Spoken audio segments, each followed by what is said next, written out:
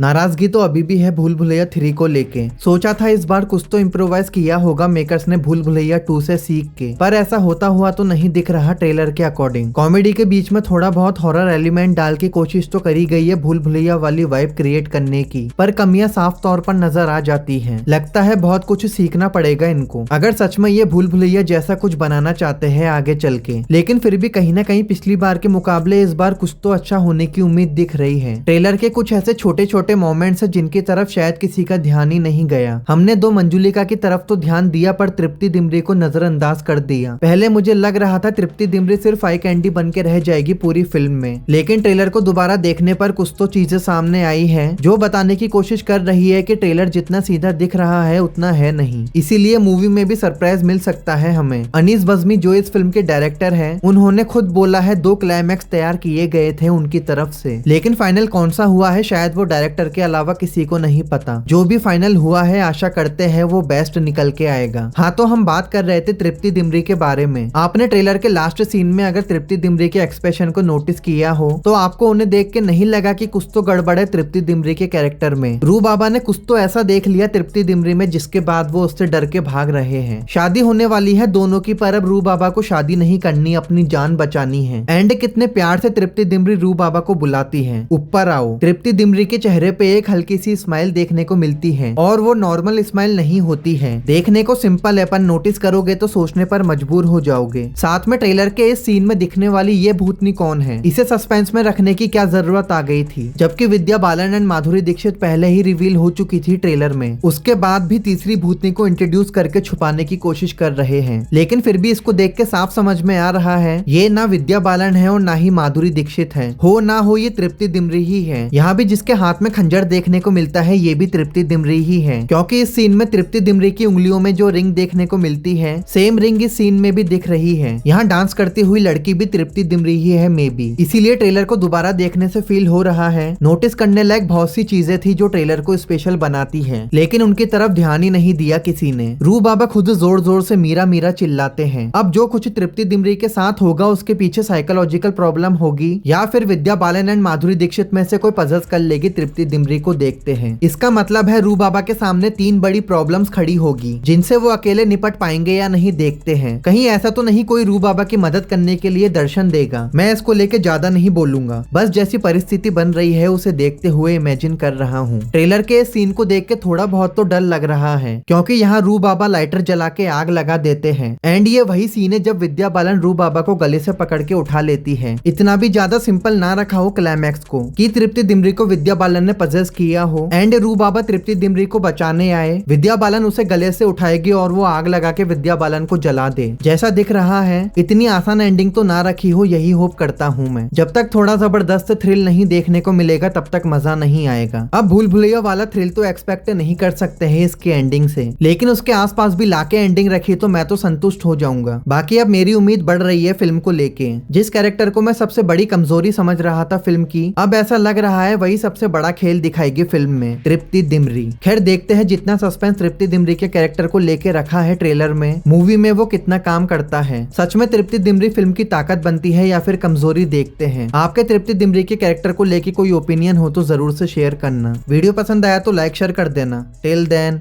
Take care, bye.